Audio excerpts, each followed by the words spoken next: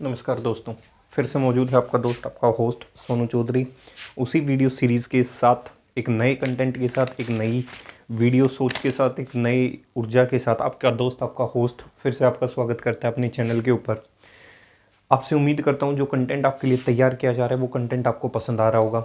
उसी कंटेंट को आगे बढ़ाते हुए जो टाइप ऑफ रिएक्शन पढ़नी है, डेट इज़ कोल्ड, हमें एक रिएक्शन बची हुई थी, डेट इज़ कोल्ड कोरोजन और रेंसिडिटी।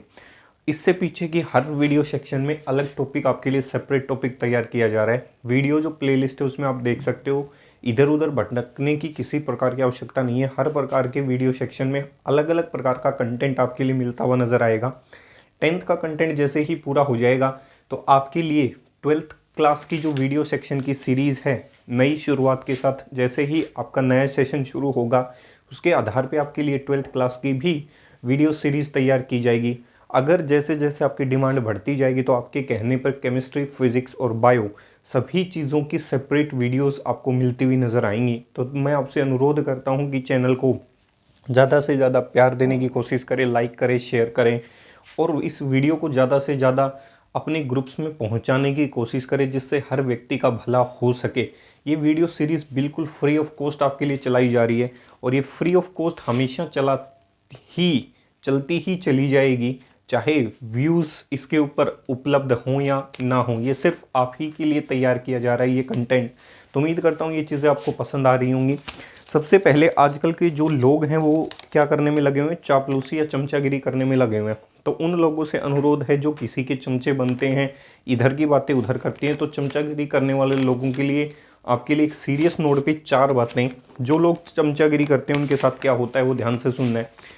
तरक्की की फसल हम भी काट लेते, क्या कह रहा है भाई, तरक्की की फसल हम भी काट लेते, थोड़े से तलवे अगर हम भी चाट लेते, बस मेरे लहजे में जी हजूर ना था। क्या कह रहा है भाई, बस मेरे लहजे में जी हजूर ना था, अगर पल भर को भी हम बेजमीर हो जाते, यकीन मानिए मैं कब का अमीर हो जाता। तो उम्मीद करता हूँ, आपसे अनुरोध करता हूँ, कभी किसी के जीवन में तलवे ना चाटने पड़े, इसीलिए मेहनत करते रहें, अपनी मेहनत के बलबूते आगे बढ़ते रहें। एक बार फिर से रिपीट कर देता हूँ, तरक्की की फसल हम भी काट लेते, थोड़े से तलवे अगर हम भी चाट लेते, बस मेरे लहजे में जी हजूर ना था, अगर पल भर को भी मैं बेज़मीर हो जाता, यकीन मानिए मैं कब का अमीर हो जाता। तो उम्मीद करता हूँ ये आपको चीज़ पसंद आई होगी। एक सीरियस नोट के साथ, हंसी मजाक के साथ साथ जीवन की कुछ अहम बातें भी आपको बताना ज़रूरी होती हैं। अब शुरू करते हैं वीडियो सेक्शन को, जिसके लिए हम यहाँ पे पहुँचे। वीडियो सेक्शन कहता है जी, 2 टॉपिक मिलके आपसे क्वेश्चन पूछता है, डेट इज कोरोजन, और दूसरा जो टॉपिक होता है कोरोजन एंड रेंसिडिटी। भाई 2 चीजें आपसे यहां से कंक्लूड करवाता है, पहली कौन सी है, कोरोजन, और दूसरी जो चीज है डेट इज कौन सी है, रेंसिडिटी। तो उम्मीद करता हूं कोरोजन और रेंसिडिटी के आधार पे यहां से आपसे क्या पूछे जाएंगे, क्वेश्चंस पूछता हुआ नजर आएगा कि कोरोजन क्या होता है और रेंसिडिटी क्या होती है। तो ध्यान से सुनना है। कोरोजन, जंग, 2 शब्द होते हैं, कोरोजन होता है, एक रस्टिंग होता है, दोनों को ही सेपरेट समझाता हुआ नजर आऊंगा। ध्यान से देखें जी, ये मान लेता हूं कोई मेटालिक सरफेस रहा होगा, ठीक है, मान लेता हूं कोई सरफेस रहा होगा, मेटालिक सरफेस। ध्यान से सुनना, डेफिनेशन इसी के आधार पे बनती है। मान लेता हूं लोहे का टुकड़ा आपने देखा होगा बाहर पड़ा रहता है, उस लोहे के टुकड़े के ऊपर आपने देखा होगा धीरे धीरे जंग लगना शुरू हो जाता है। जंग किसकी वजह से लगता है भाई, आपकी इन्वायरमेंट में ऑक्सीजन मौजूद होती है, मॉइस्चर मौजूद होती है, कह सकता हूं, और भी बहुत सारी अदर गैसेज मौजूद होती हैं। अब क्या कह रहे हैं, किसी भी मेटालिक सरफेस का धीरे धीरे खत्म होना, भाई ये इसकी कोई सरफेस रही होगी, सरफेस लेयर बाय लेयर, किसी भी मेटल की लेयर बाय लेयर, परत बाय परत खत्म होना। भाई आपको पता है जो मेटल्स होती हैं वो किससे मिलके बनी होती है, भाई इनके अंदर भी कॉन्स्टिट्यूएंट जो पार्टिकल मौजूद होते हैं वो एटम होते हैं। मैं कह रहा हूँ किसी भी मेटल की सरफेस का लेयर बाय लेयर खत्म होना, किसकी वजह से, इन्वायरमेंटल कंडीशंस की वजह से। अब वो इन्वायरमेंटल कंडीशंस क्या क्या हो सकती हैं, ऑक्सीजन हो सकता है, मॉइस्चर हो सकता है, और कुछ गैसेस हो सकती हैं, जिसकी वजह से किसी भी मेटालिक सरफेस का धीरे धीरे खत्म होना ही क्या कहलाता है, कोरोजन कहलाता है। Corrosion is a common term. Corrosion एक प्रकार का क्या है भाई, कॉमन टर्म है।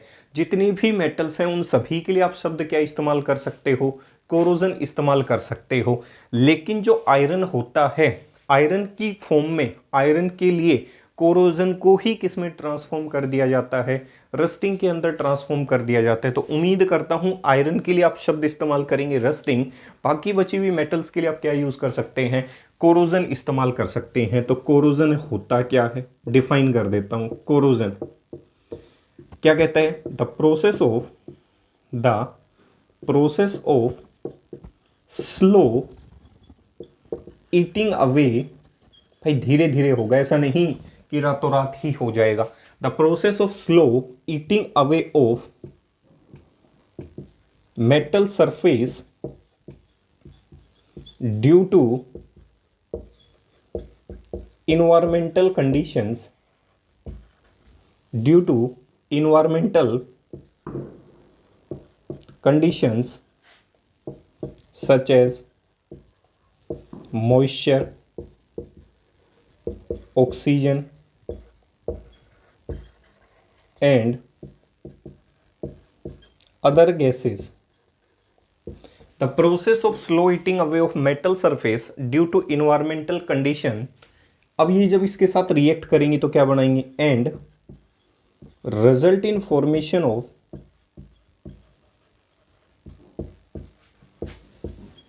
Oxide layer. भाई जब ये ऑक्सीजन इसके साथ रिएक्ट करेगी, रिजल्ट इन फॉर्मेशन ऑफ किसकी फॉर्म में, उस मेटल सरफेस को धीरे धीरे खत्म होना पड़ता है, क्या तो उसके ऊपर ऑक्साइड लेयर की फॉर्मेशन कर दे, result in formation of oxide layer, bicarbonate layer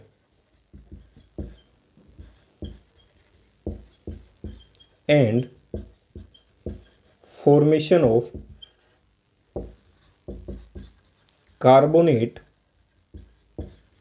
and sulfide layer। भाई अलग अलग प्रकार की गैसेस इस मेटल सरफेस के ऊपर डिपॉजिट होती हुई नजर आएंगी। अब वो मेटल सरफेस को धीरे धीरे खत्म करना शुरू करेंगे, किसकी फॉर्म में, बाइकार्बोनेट लेयर की फॉर्म में, ऑक्साइड लेयर की फॉर्म में, कार्बोनेट लेयर की फॉर्म में और सल्फाइड लेयर की फॉर्म में। This whole phenomena is called as corrosion. भाई कॉमन टर्म जो होती है, common term for metals, corrosion is used. भाई जो कॉमन टर्म होती है सभी मेटल्स के लिए वो कोरोजन होती है।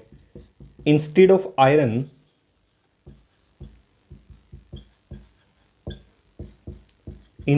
Iron, corrosion is called as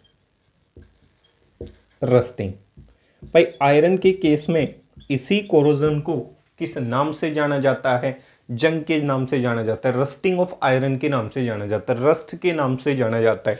तो उम्मीद करता हूं किसी भी मेटालिक सरफेस का धीरे धीरे खत्म होना, जब उसके ऊपर अलग अलग इन्वायरमेंटल कंडीशंस अप्लाई की जाए, गैस एब्जॉर्ब होगी, मॉइस्चर एब्जॉर्ब होगा, ऑक्सीजन गैस एब्जॉर्ब होगी, CO2 गैस एब्जॉर्ब होगी, और भी बहुत सारी गैसेस मौजूद होती हैं जो धीरे धीरे किसी भी मेटालिक सरफेस को ख़त्म करना शुरू कर देती हैं। इस मेटल के सरफेस का ख़त्म होना ही क्या कहलाता है केमिस्ट्री के अंदर, कोरोजन कहलाता है। सभी टर्म्स के लिए, मेटल्स के लिए आप शब्द कोरोजन यूज़ कर सकते हैं, लेकिन आयरन के केस में कोरोजन ना कह के आप उसे क्या कह सकते हैं, रस्टिंग ऑफ आयरन कह सकते हैं। तो उम्मीद करता हूँ यहाँ तक आपको कोरोजन का जो मीनिंग है वो क्लियर हुआ होगा। अब आपके सिलेबस के अंदर कि कोरोजन की कौन कौन सी टर्म्स दे रखी हैं, जैसे सबसे पहले आपको दे रखा है रस्टिंग ऑफ आयरन।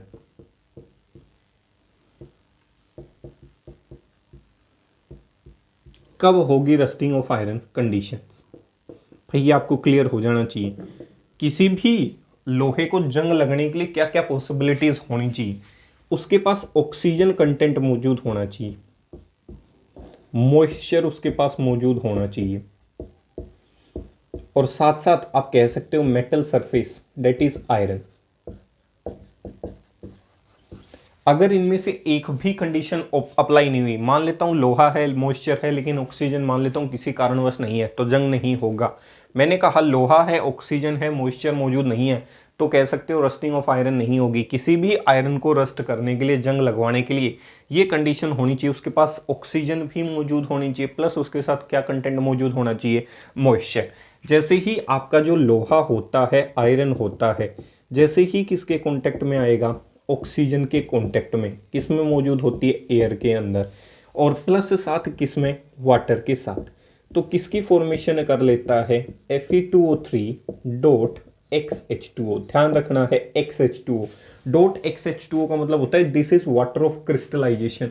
कितने भी वाटर के मॉलिक्यूल उसके साथ क्या कर सकते हैं, जुड़ सकते हैं। इसे ही क्या कहा जाता है, रस्टिंग ऑफ आयरन कहा जाता है। पेपर में पूछ लेता है write down the formula of rusted iron, तो फॉर्मूला क्या होगा, Fe2O3 डॉट XH2O। या फिर इसे आप क्या कह सकते हो, हाइड्रेटेड। हाइड्रेटेड क्यों कहा, क्योंकि पानी जुड़ा हुआ है इसके साथ। हाइड्रेटेड कौन सा ऑक्साइड है, फेरिक ऑक्साइड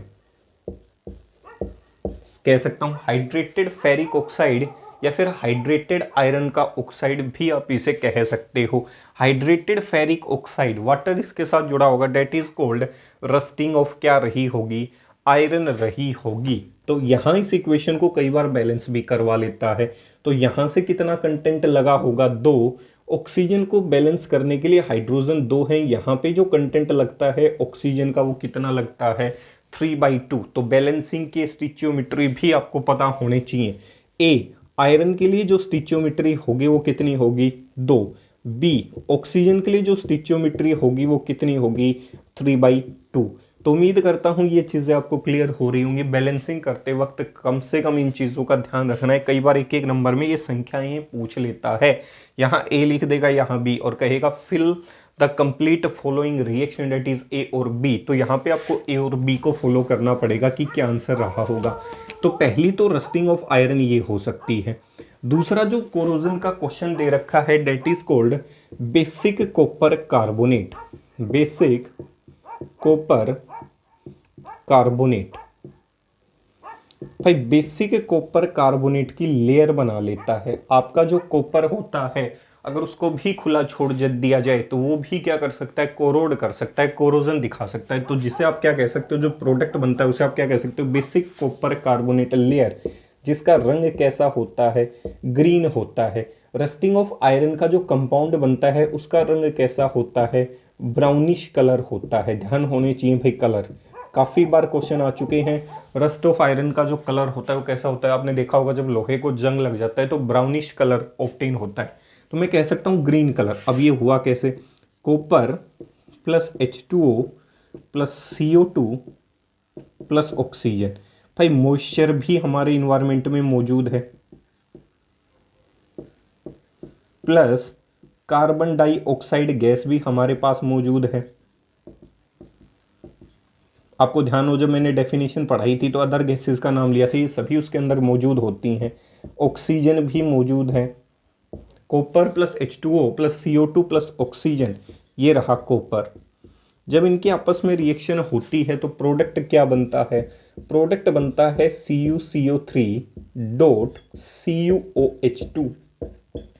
इसे केमिस्ट्री में क्या कहा जाता है, बेसिक। बेसिक क्यों, क्योंकि इसके पास OH ग्रुप है। आगे चल के ये सॉल्यूशन में OH इंट्रोड्यूस करवा सकता है। जिसके पास OH देने की क्षमता हो उसे बेस कहा जाता है।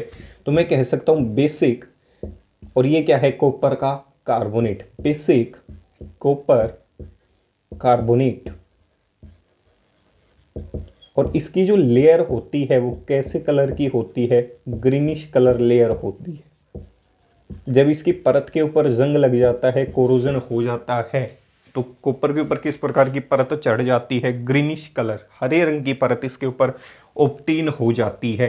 तो ये कुछ एक एग्जाम्पल हैं किसके, कोरोजन के। रस्टिंग ऑफ आयरन आपको पता होना चाहिए, बेसिक कॉपर कार्बोनेट। तीसरा, भाई कई बार आपने देखा होगा सिल्वर की जो अंगूठी होती है, कुछ समय लंबे समय तक पहनने के बाद आपने देखा होगा उसके अंदर की तरफ या बाहर की तरफ एक ब्लैक कलर की कोटिंग हो जाती है। आप कहते हो जी सिल्वर जो है वो काला पड़ना शुरू हो गया है, ब्लैक रंग आना उसके ऊपर क्या हो गया है, शुरू हो गया है। तो उसके पीछे रीज़न क्या रहा होगा, उसकी रीज़न और दिखा देता हूँ। ये आपका सिल्वर रहा होगा, सिल्वर का फॉर्मूला पीछे लिखवा चुका Ag। उसकी रिएक्शन आपके इन्वायरमेंट में अदर गैसेस भी मौजूद हैं ऑक्सीजन और CO2 को छोड़कर। तो अदर गैसेस में आपकी एक गैस होती है डेट इज H2S, जिसे आप हाइड्रोजन सल्फाइड गैस कह सकते हो, हाइड्रोजन सल्फाइड गैस। अब ये किसके साथ रिएक्ट कर जाए, सिल्वर के साथ, प्लस साथ क्या मौजूद हो, ऑक्सीजन। आपकी बुक्स में ऑक्सीजन नहीं दे रखा, सीधा प्रोडक्ट बना रखा है, तो ध्यान रखें जी ऑक्सीजन भी मौजूद होती है इसके साथ।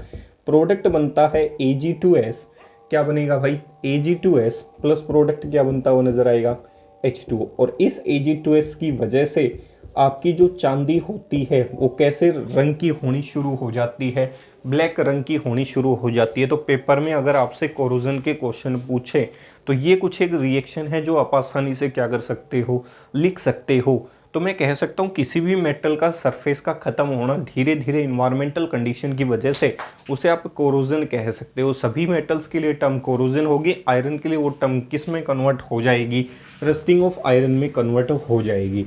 इसके बाद अगला क्वेश्चन आता है, अगर मान लो जीवन में ऐसे ही लगातार कोरोजन होता रहा तो सबसे बड़ी डिसएडवांटेज क्या होती है भाई, डिसएडवांटेजेस ऑफ कोरोजन, कोरोजन होने की वजह से सबसे बड़ी खामियां क्या होती हैं, disadvantages of corrosion.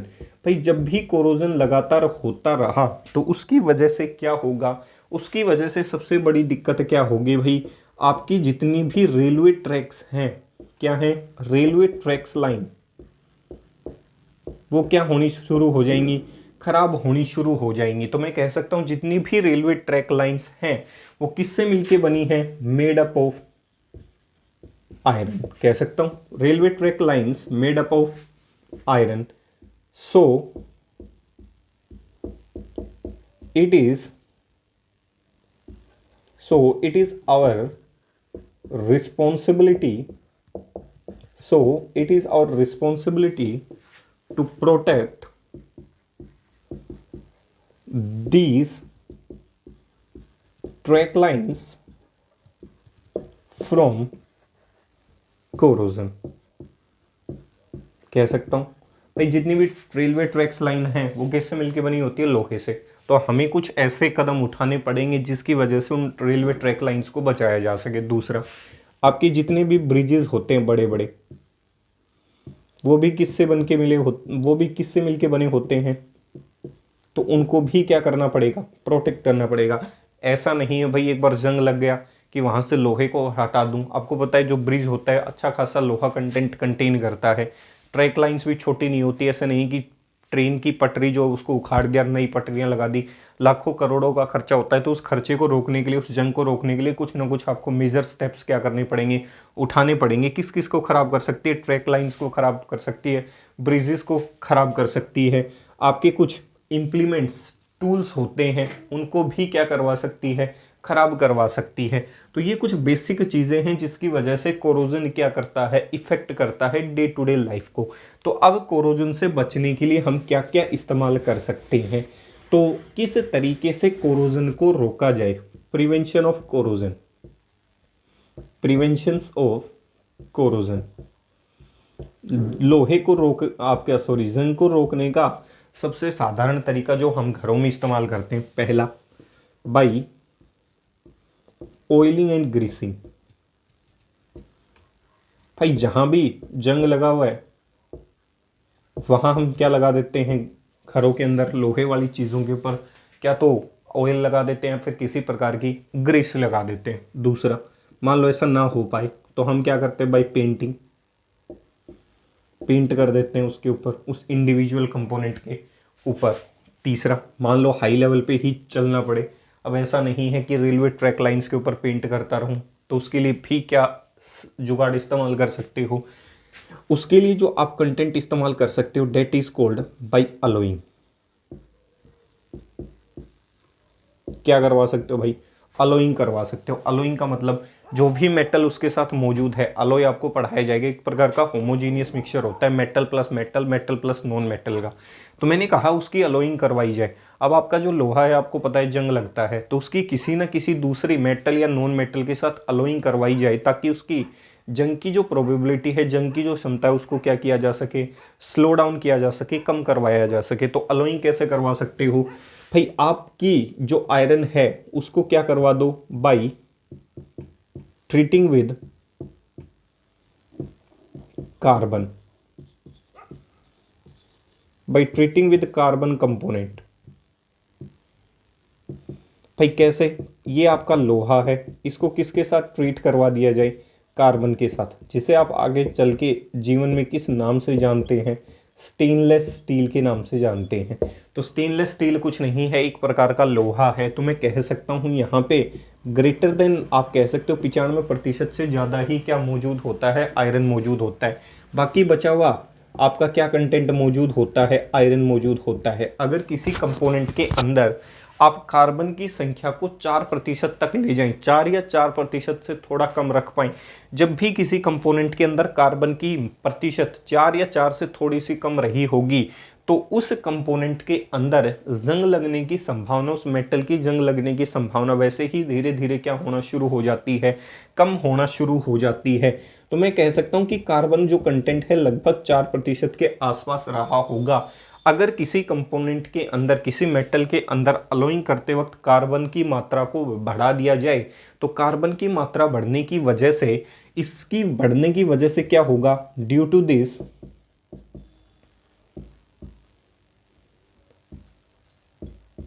Corrosion resistant power increases. इसकी वजह से क्या होगा भाई, जो कार्बन है उसकी कंटेंट, उसकी मात्रा बढ़ाने की वजह से आपकी जो इंडिविजुअल मेटल है उसकी कोरोजन रेजिस्टेंस पावर बढ़ जाती है। मतलब उसको जंग लगना क्या हो जाता है, कम हो जाता है। जैसे उदाहरण देता हूँ, घरों में आपने गंडासे देखे होंगे, तो जो गंडासा होता है वो बाहर पड़ा रहता है घरों के अंदर, कह सकता हूँ ज़्यादातर वो बाहर ही देखा जाता है। तो आपने देखा होगा उस गंडासे का जो पीछे का पोर्शन होता है उसको जंग लगने में काफ़ी वक्त लगता है। अब क्वेश्चन ये कि बाहर लोहा रखा हुआ है और इतने सालों से रखा हुआ है, तो उसको जंग क्यों नहीं लगा, और लगा तो धीरे धीरे क्यों लगा।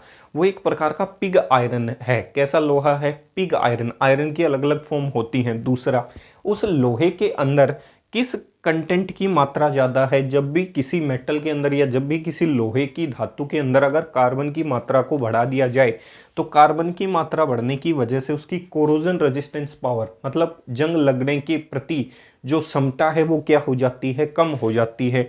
और सालों साल उस चीज़ का आप आसानी से क्या कर सकते हो, इस्तेमाल कर सकते हो। तो इसका मतलब आपकी जो रेलवे ट्रैक्स लाइन होती हैं उनके अंदर ऐसा लोहा इस्तेमाल किया जाता है जिनके अंदर कार्बन कंटेंट की मात्रा क्या हो ज़्यादा, ताकि लोहे को जंग लगे, लेकिन लगने की जो स्पीड होगी कोरोजन की वो क्या रही होगी, मिनिमम रही होगी, ताकि हमें हर साल रेलवे ट्रैक लाइंस को क्या ना करना पड़े, चेंज ना करना पड़े।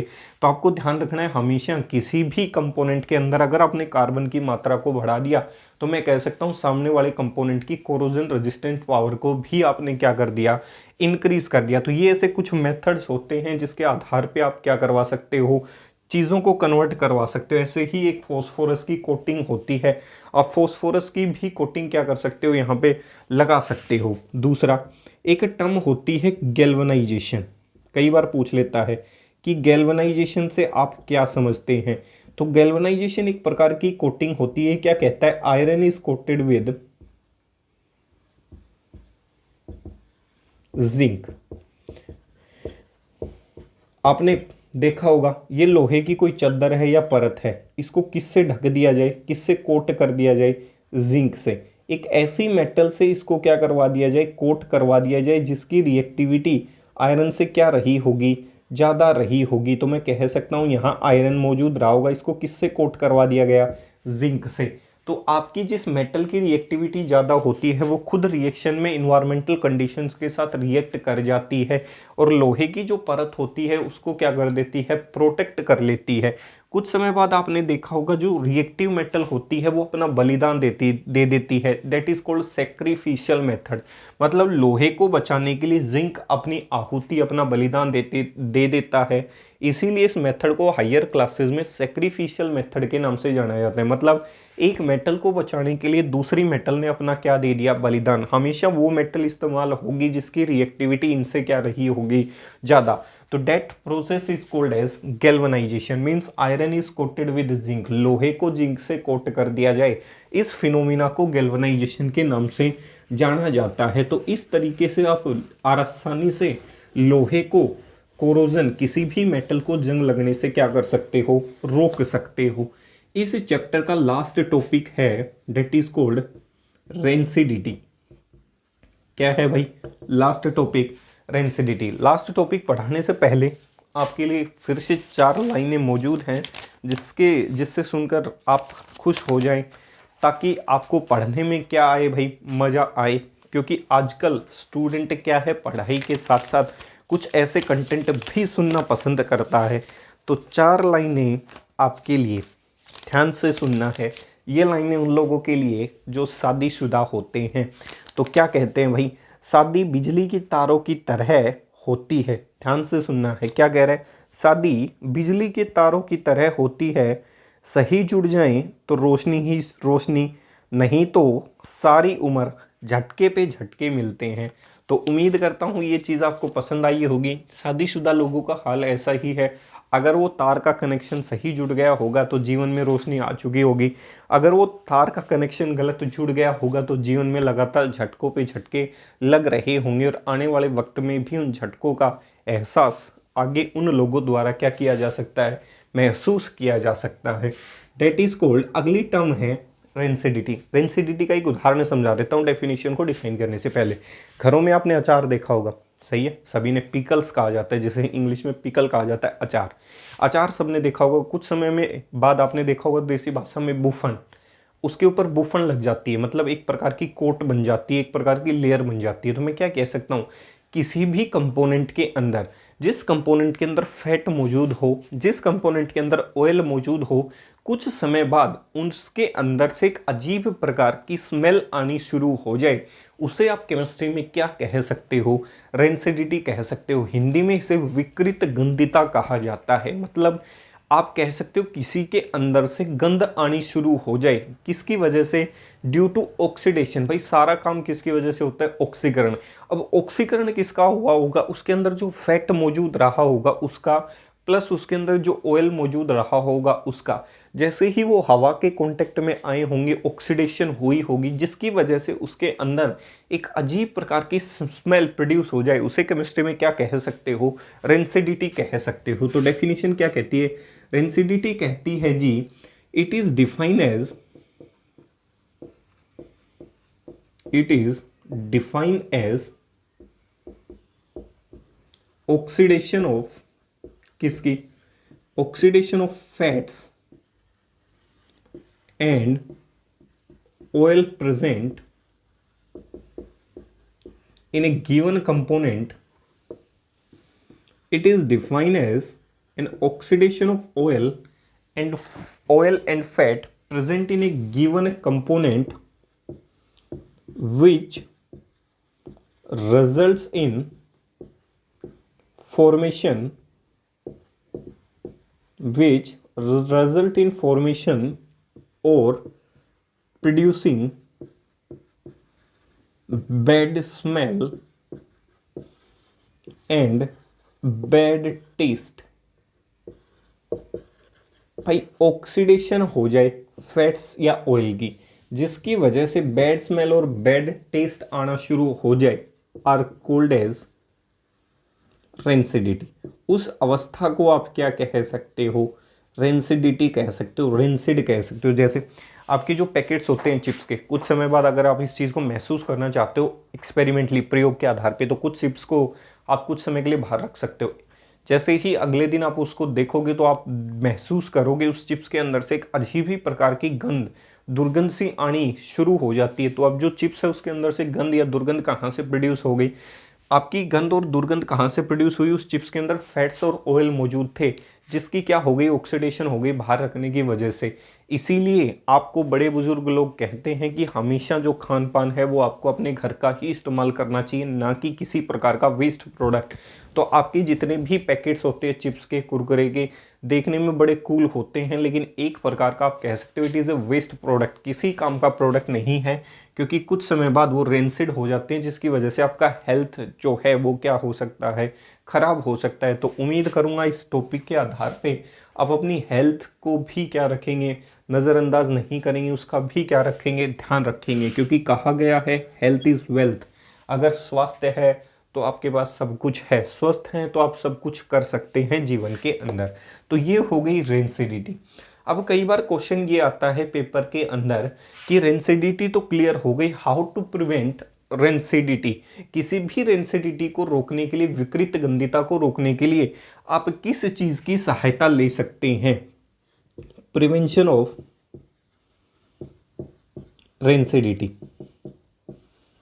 सीधी सी बात है भाई, पहला, सामान ऐसी चीज़ों के अंदर पैक करना शुरू करें जहां से हवा ना जा सकती हो। एयर टाइट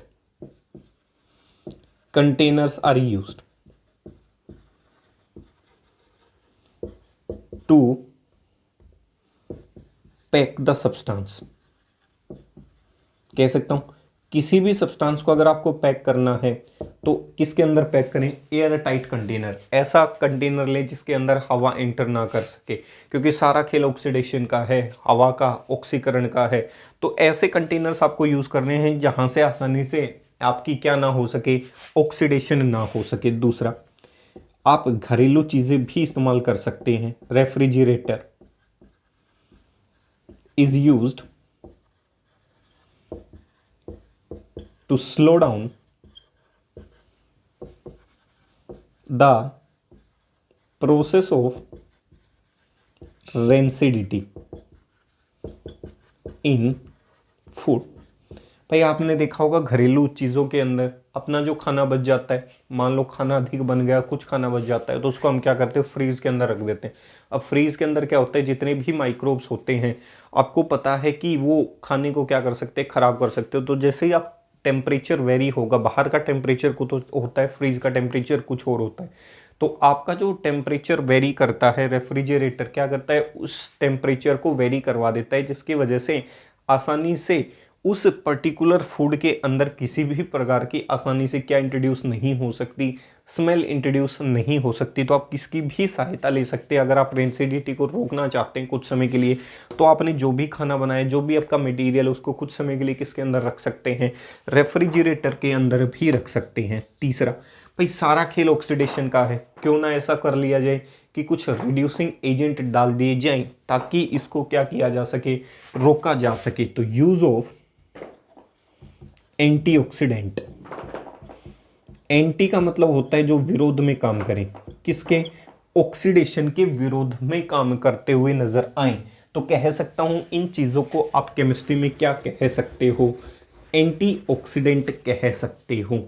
एंटीऑक्सीडेंट होते क्या हैं?